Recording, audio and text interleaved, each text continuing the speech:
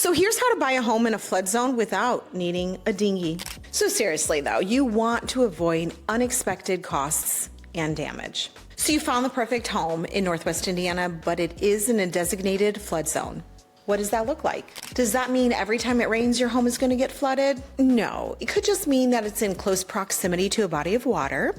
It could be based on the elevation of the lot, or it could be based on the soil conditions or drainage in the area. And if you need help finding that home, give me a call. I'd love to help.